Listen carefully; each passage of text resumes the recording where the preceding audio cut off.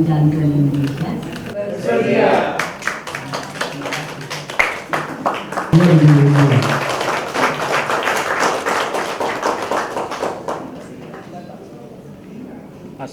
Mas.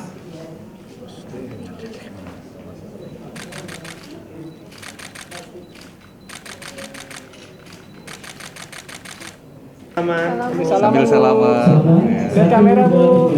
Sini Bu, ini 1, 2, 3. Oke. Tahan Bu. Siap. Kenapa? Menjabat sebagai ketua baru sebentar kemana sih? Ya, alhamdulillah ini sebuah kehormatan untuk saya diberikan amanah oleh para pembina dan pengawas Yayasan Jantung Indonesia untuk melanjutkan Mbak Esti sebagai Ketua Umum Yayasan Jantung Indonesia ini. Ini merupakan kehormatan dan juga merupakan tugas besar untuk saya dan jajaran pengurus bisa melanjutkan legacy dari pengurus sebelumnya dan juga dari para pendahulu kita. Fokus awalnya apa nih Pak? Pada dilakukan untuk fokus awal? Ya, tentu kita tetap dengan 4 hal yang biasa dilakukan oleh Yayasan Jantung Indonesia, yaitu di sini ada promotif, ada preventif, ada kuratif, ada rehabilitatif. Nah, promotif kita memberikan penyuluhan, memberikan kesadaran masyarakat untuk terus menjaga gaya hidup sehat, mengelola stres dengan baik, kemudian juga menjaga makanan yang nutrisi yang baik yang masuk ke dalam tubuh sehingga bisa menghindari yang namanya penyakit jantung dan kardiovaskular atau pembuluh darah. Jadi kita akan memberikan penyuluhan, itu bagian dari promotif kita. Kita juga akan memberikan preventif itu dengan memberikan kegiatan di seluruh Indonesia, ada yang namanya Senam Jantung Sehat, ada klub jantung sehat, kemudian juga ada klub jantung sehat remaja.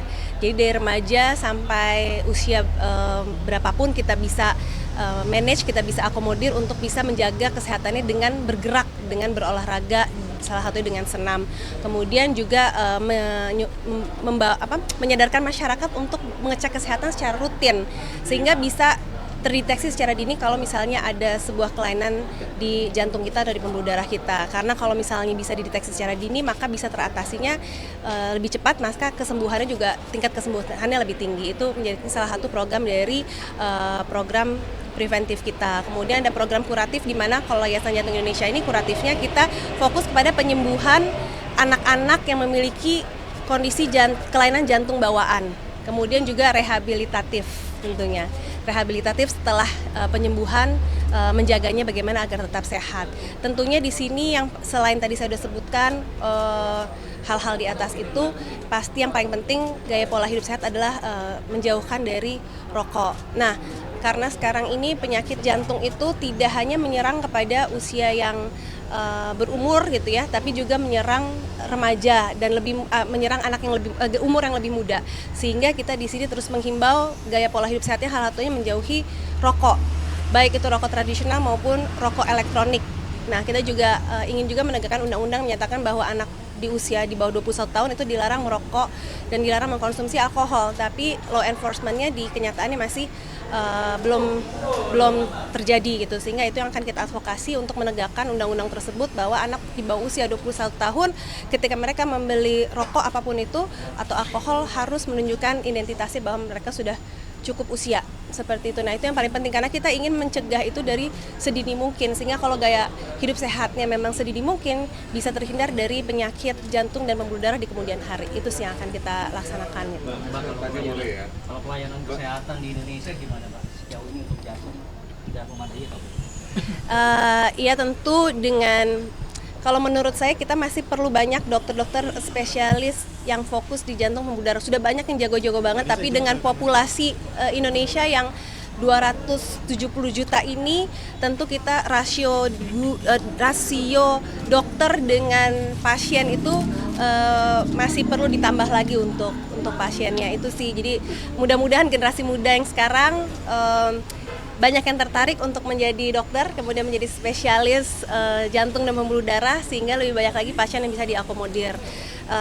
Dan tentu kita juga Yayasan Jantung akan ikut memberikan masukan sekiranya memang kalau ada fasilitas-fasilitas kesehatan, khususnya di yang terhubungan dengan penyakit jantung dan pembuluh darah yang masih bisa diperbaiki, kita akan kasih masukan gitu. Tapi saya akan pelajari terlebih dahulu. Mbak Nisa, data Kemenkes tahun 2003 2023 nyebutin bahwa 19,43% penyakit jantung di Indonesia sebagai yang tertinggi meninggal di Indonesia. Nah, sebagai terpilih sebagai ketua Yayasan Jantung Indonesia secara pribadi, apa yang akan komunikasikan ke masyarakat? Apakah lebih ke senam jantungnya atau untuk seperti apa nih untuk anak-anak mudanya? Iya, jadi penyakit jantung dan kardiovaskular ini tidak hanya di Indonesia menjadi tertinggi, tapi di dunia adalah pembunuh nomor 1 untuk jenis penyakit. Dan ini kadang-kadang silent killer, tanpa ada gejala, tanpa disadari, tiba-tiba membunuh dengan diam-diam gitu. Jadi memang yang pasti yang paling penting adalah kesadaran masyarakat akan penyakit jantung bahwa ini adalah pembunuh yang berbahaya gitu.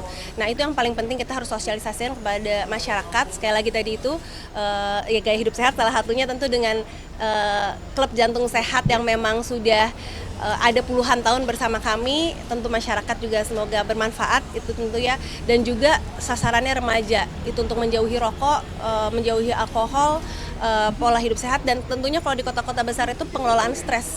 Pengelolaan stres itu memang kita nggak bisa pungkiri, kita semua pasti stres ya, teman-teman semua di sini juga masyarakat pasti kita nggak bisa lah terhindar yang namanya stres, tapi kita harus mengelolanya dengan baik. Bagaimana kita menghadapi stres itu dan bagaimana kita kelola stres itu menjadi sebuah hal yang positif dibandingkan itu menggerogoti tubuh kita. Jadi menurut saya hal-hal seperti itu kita Yayasan Jantung ya kita paling penting adalah promotif sosialisasi kepada masyarakat terlebih dahulu.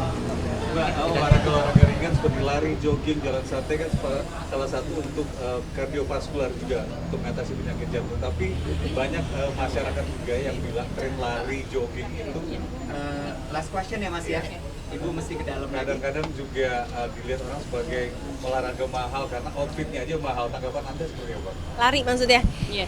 Oke, sebenarnya lari itu adalah olahraga paling murah ya. Kita bisa lakukan di rumah dengan treadmill atau kita bisa lakukan di depan rumah kita, maksudnya bukan dengan treadmill, di depan rumah kita, sekitar rumah kita, ataupun di manapun kita bisa lah melakukan yang namanya jogging, jalan pagi atau lari. Jadi sebenarnya itu adalah olahraga termurah. Kita hanya perlu menyiapkan sepatu aja dan baju apapun yang nyaman sebenarnya. Masalah pilihan outfit yang seperti apa gitu ya, itu mah pilihannya masing-masing lah.